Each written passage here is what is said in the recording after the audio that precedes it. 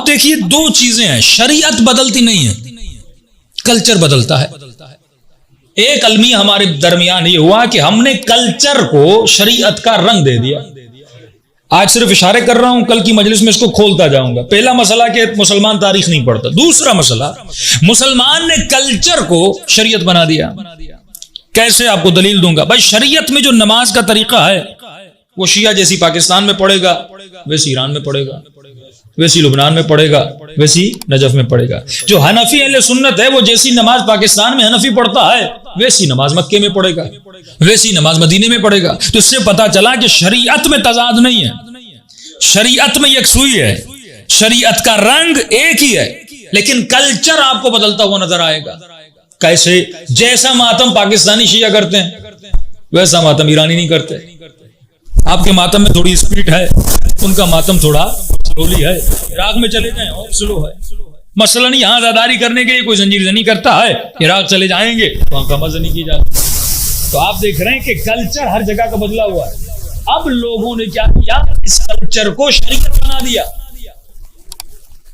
جب ہم نے ممبر سے یہ کہا بھائی کلچر تو بدلتا ہے، جب اس کلچر میں تمہارے کپڑے بدل گئے، تمہارا ہیئر اسٹائل بدل گیا، تمہاری داڑھی کا اسٹائل بدل گیا، تمہاری خواتین کے کپڑے کے پہننے کے سہنے بدل گئے، اس میں ضد کیوں نہیں کرتے کہ وہی طریقہ اپناؤ جو 10 سال پہلے تھا؟ آج تو کوئی نہیں کہتا بھائی وہ طریقہ اپناؤ جو 100 سال پہلے تھا، لیکن یہ ضد کس میں ہے؟ عزاداری میں، کہ مجھے عزاداری کی رسم کو نہیں بدلنا، جو رسم میں 50 سال پہلے کرتا تھا ویسے ہی کروں گا۔ حالانکہ عقل کہتی ہے جوان تمہارے کپڑے بدل گئے، داڑھی کا اسٹائل بدل گیا، ہیئر اسٹائل بدل گیا، تو حسین کی عزاداری کے طور و طریقے تو کیوں نہیں بدلتا؟ وقت کے ساتھ یہ بھی تو بدلنے چاہیے نا، کیونکہ پہلے ٹی وی نہیں تھی، ریڈیو نہیں تھا۔ اچھا ہم جلوس نکالتے کیوں ہیں؟ اگر مسلمان کیوں کو سمجھ جائے، پروردگار عالم انسان کی فکر کو متنبع کرتا ہے، فرماتا ہے وما خلقت الجن والانس الا لیعبدون، اے میرے بندے اس کیوں کو سوچ، میں نے تجھے خلق کیوں کیا؟ تو عزت دار ہے تو کیوں ہے؟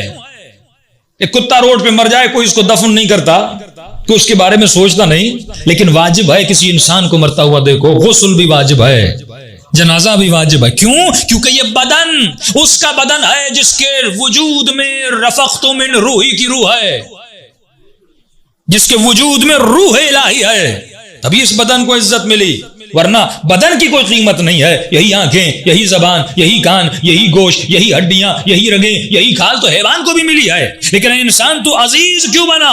تو عزیز اس لیے بنا کیونکہ تمہارے وجود میں روح رکھی گئی ہے۔ لیکن یہ کون سمجھے گا؟ جب اس کیوں کو سمجھے گا، جب انسان سوچے مجھے کیوں پیدا کیا گیا، اس دنیا میں کیوں آیا، یہ بارشیں کیوں ہوتی ہیں، یہ سورج کیوں نکلتا ہے، جب یہ قرآن کی طرف رجوع کرے گا، جب اسلام کی طرف رجوع کرے گا تو اسے پتا چلے گا۔ تو مسلمان نے اپنے مائنڈ کو فریز کر دیا، اس کو سوچنا نہیں ہے، جو دیکھنا ہے وہی کرنا ہے، جو رسمیں چلتی ہوئی آتی ہیں انہی رسموں پہ عمل کرنا ہے۔ اب دشمن بھی یہی چاہتا ہے کہ جو صدیوں سے باتیں آپ کے ذہن میں ڈالی گئی ہیں آپ وہی کریں، اس پہ سوچیں نہیں۔ ایک چھوٹی سی مثال کہ عرب جاہلی میں ایک رسم تھی کہ جس بیٹے کو پالتے تھے وہ بیٹا بھی اپنا بیٹا مانا جاتا تھا، وہ ارث بھی لیتا تھا، وہ محرم ہوتا تھا، یعنی گویا اسی ماں کا بیٹا ہے، جس نے پالا ہے اسی کا بیٹا ہے۔ اس سے اگر وہ شادی کرتا تو اس کی بیوی سے جس نے اس کو پالا ہے وہ شادی نہیں کر سکتا، کیونکہ سارے وہی تھے، محرم کا درجہ دیتے تھے۔ لیکن اللہ کی آواز ہے اے حبیب تم رسموں کو توڑنے آئے ہو،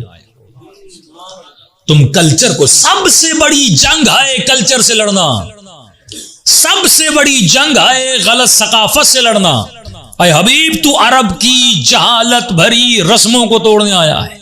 اور مسلمان جب تاریخ کو اسٹڈی کرے گا اسے پتا چلتا ہے سب سے زیادہ جس نے رسول خدا کے انقلاب کو، ریولیوشن کو نقصان دیا وہ عرب کی جاہلانہ رسمیں تھیں۔